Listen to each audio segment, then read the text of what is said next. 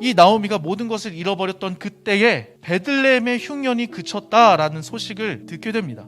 그래서 다시 이 베들레헴으로 돌아가기로 나오미가 결심을 하게 되죠. 그래서 며느리들에게 친정으로 돌아가라고 이야기합니다. 첫 번째 며느리는 돌아가고 이 룻이라고 하는 며느리는 돌아가지 않는 그 이야기가 바로 오늘 본문의 말씀이에요. 이방 여인인 이 룻이 나오미를 따라서 가나안 땅 이곳으로 갔을 때에 당연히 사람들이 이 룻을 향해서 보내는 시선이 곱지 않았을 거예요. 더군다나 나오미는 나이가 들었어요. 나오미와 룻의 가정의 생계는 누가 책임져야 돼요? 룻이 책임져야겠죠. 이 나오미를 따라가면은 개고생인 게 불보듯 뻔한 거예요. 그럼에도 불구하고 룻은 나오미를 따라가겠다고 이야기한 거예요. 룻은 나오미와 함께 베들레헴으로 왜 돌아갔을까요? 어머니의 백성이 나의 백성이 되고 어머니의 하나님이 나의 하나님이 되시리니. 룻은 나오미를 통해 하나님을 알게 되었고 하나님을 믿게 되었다는 거예요. 그러나 룻이 하나님을 믿게 되었다고, 하나님을 신앙하게 되었다고 해서 꼭 나오미를 따라갈 필요는 없어요.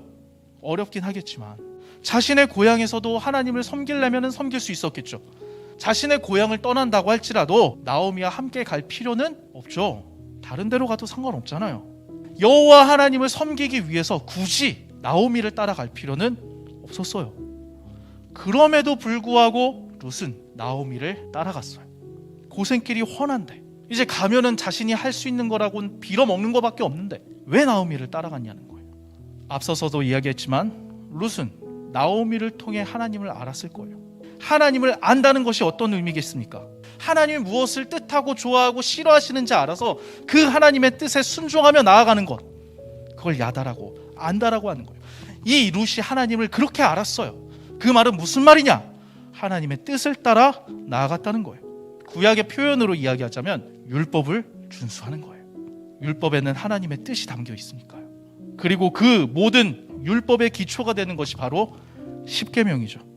그리고 그 십계명에서는 나오미와 룻의 관계, 부모와 자식의 관계에 대해서 이렇게 설명하고 있습니다. 내 부모를 공경하라. 그리하면 내 하나님 여호와가 내게 준 땅에서 내 생명이 길리라.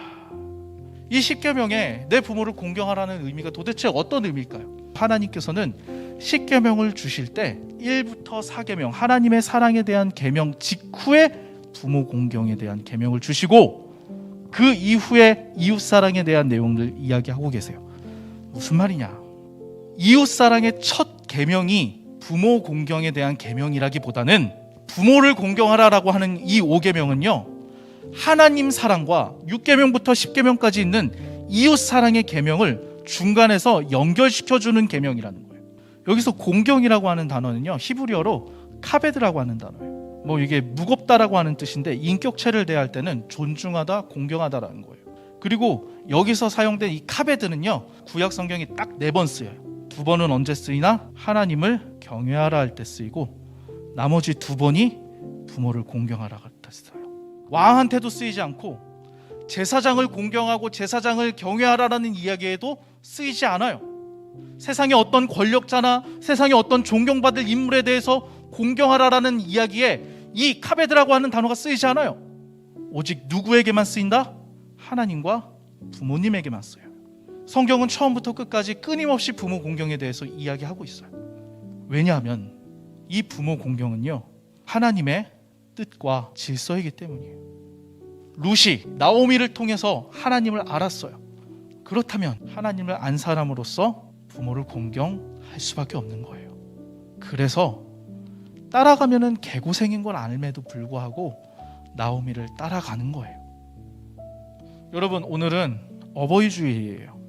삼위 하나님을 섬기는 교회에서, 게다가 모든 절기는 예수 그리스도로 말미암아 다 성취되어서 더 이상 절기를 지킬 필요가 없다라고 주장하는 개신교회에서 어버이 주일을 정하고 기억하고 지킬까요? 부모를 공경하는 것이 바로 하나님의 뜻이고 하나님의 질서예요. 여러분, 알고 있어요. 이 가운데 부모에게 많은 상처를 받고 아픔을 당하고, 그래서 심지어 자기 부모를 내 부모라고 인정하고 싶지 않은 사람이 있을 수도 있어요. 그럼에도 불구하고 부모를 공경하는 것이 하나님의 뜻과 질서래요. 윤리와 도덕의 문제가 아니라 하나님의 뜻과 질서래요. 그게 하나님의 백성이 살아가는 방식이라고 하나님은 우리에게 주셨어요.